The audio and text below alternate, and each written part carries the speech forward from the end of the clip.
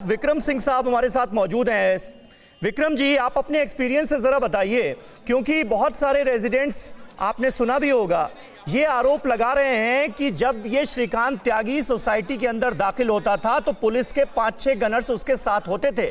आरोप ये भी लग रहा है इस शख्स पर कि इसने रिश्वत देकर एलआईयू के अधिकारियों को 2018 में अपनी सिक्योरिटी को खतरा बताया था और उसके बाद ये गनर दिए गए थे और उन्हीं गनर्स के जरिए, उन्हीं पुलिस गनर्स के जरिए ये रसूख झाड़ता था और लोगों से बदतमीजी करता था। ये सब कुछ इतना आसान होता है क्या? इस तरह से मिल जाती है सिक्योरिटी?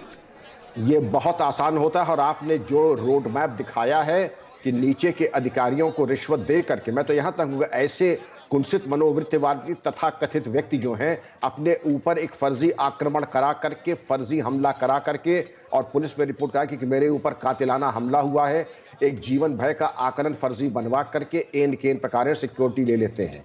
मैं समझता हूं कि इसका मूल्यांकन करके तुरंत सिक्योरिटी ताजिंदगी ऐसे आदमी को ब्लैकलिस्ट। मोटी बात यह है कि जिसका एक आपराधिक इतिहास है उसको सिक्योरिटी दी क्यों जा रही है? सिक्योरिटी कानून मानने वालों की है, कानून तोड़ने वालों के लिए सिक्योरिटी वो अपनी जिम्मेदारी पे खुद अपनी सिक्योरिटी ले और ये सुनिश्चित करें अगर जरूरत हो तो पूरे फुल पेमेंट के ऊपर ले, क्योंकि एक व्यक्ति की, एक आदमी की सिक्योरिटी ट्रांसलेट होती है 60,000 रुपए महीने की ऊपर। अगर 4-5 लेके चल रहे हैं तो जितनी हमारी पेंशन और आपकी तनख्वाह है उससे ज्यादा इस एक मवाली की सिक्योरिटी के ऊपर जनता के टैक्स का व्यवहार चल रहा है। सही बात है, सही बात है विक्रम सिंह साहब, आप बिल्कुल सही बात कह रहे हैं। और आप देखिए जिस तरह से ओमैक्स सोसाइटी का ये पूरा घटनाक्रम सामने आया है, साफ तौर पर यह कहा जा सकता है कि ये गुंडागर्दी के खिलाफ मिडिल क्लास की क्रांति है, एक तरह की क्रांति ही हुई है। जिस तरह से लोगों ने ऑब्जेक्शन किया, इस गुंडे श्रीकांत त्यागी की हरकतों पर लगाम लगाने की कोशिश की और बदले में श्रीकांत त्यागी ने बदतमीजी की, गालियां दी यहां के लोगों को। एक वीडियो वायरल होता है एक महिला के साथ बदसलूकी का और उसके बाद पूरी सोसाइटी एकजुट हो जाती है इस गुंडागर्दी के खिलाफ और उसी का नतीजा आज हमारे सामने है कि इस गुंडे के खिलाफ सख्त एक्शन लेने के लिए प्रशासन मजबूर हुआ है। पुनीत,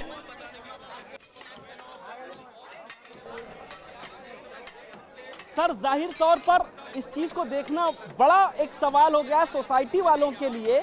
सवाल सोसाइटी के एडमिनिस्ट्रेशन पर खड़ा हो रहा है। यहाँ पर कल कमिश्नर ने बाकायदा फटकार भी लगाई थी कि जब यह अवैध अतिक्रमण हो रहा था तो आखिर कैसे होने दिया, क्या सोसाइटी के लोग जो बिल्डर हैं, जो मेंटेनेंस अथॉरिटी, ये सब भी मिले हुए थे। सवाल उसके बाद सोसाइटी के लोग प्रशासन पर लगा रहे हैं।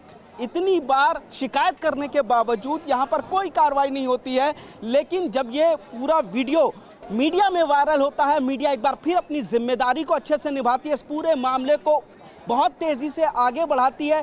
तमाम सवाल पूछे जाते हैं प्रशासन से, पुलिस से और उसके बाद ये कार्रवाई होती है जब जहां पर एक जो नेता टाइप आदमी था वो यहां पर रसूख से रह रहा था, उसके ऊपर गैंगस्टर एक्ट लगाया जाता है, वो फरार हो जाता है। उसके पीछे कई राज्यों में, नोएडा, उत्तर प्रदेश की पुलिस भाग रही होती है। बताइए, जो बात हम कर रहे हैं मिडिल क्लास की क्रांति, क्योंकि अक्सर ये माना जाता है कि मिडिल क्लास कोई वोट बैंक नहीं है इसलिए उसके नेता सुनते नहीं। अक्सर ये माना जाता है कि मिडिल क्लास कोई वोट बैंक नहीं है इसलिए उसके बारे में कोई नेता उठकर बात नहीं करता। क्या पहली बार मिडिल क्लास ने अपनी ताकत दिखाई है गुंडागर्दी के खिलाफ? पुनीत, आप तक आवाज आ रही है? मैं विक्रम सिंह सर के पास जाना चाहूंगा। विक्रम सिंह सर, आप बताइए, क्योंकि इस देश में हर चीज को वोट पॉलिटिक्स से जोड़ दिया जाता है, वोट बैंक से जोड़ दिया जाता है। अब देखिए, इसमें भी बहुत सारे लोग कह रहे हैं विपक्षी पार्टी के कि इन्होंने बीजेपी को वोट दिया था, देखिए बीजेपी क्या कर रही है।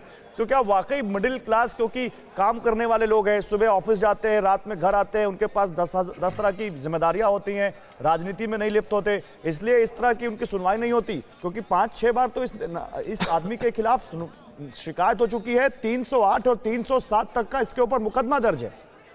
आपके शो में ही एक बुजुर्ग सज्जन ने यह कहा था कि 3 साल से इसकी इस प्रकार की आपत्तिजनक आपराधिक घटनाएं चल रही थी, शिकायत की गई, कोई सुनवाई नहीं हुई, इसके अलावा कई कंप्लेंट्स भी हुई, कोई कार्रवाई नहीं हुई। तो आपकी बात में बहुत बल है कि क्या ऐसा है कि आप बिल्कुल मिडिल क्लास को इग्नोर कर रहे हैं और ऐसे गुंडे मवालियों के ऊपर कार्रवाई करने में परहेज कर रहे हैं? वर्तमान परिप्रेक्ष्य में मैंने कहा ना, 100 में 100 नंबर मैं तब देता अगर आप स्वप्रेरणा से आके इनको रौंद देते जैसे अब रौंद रहे हैं।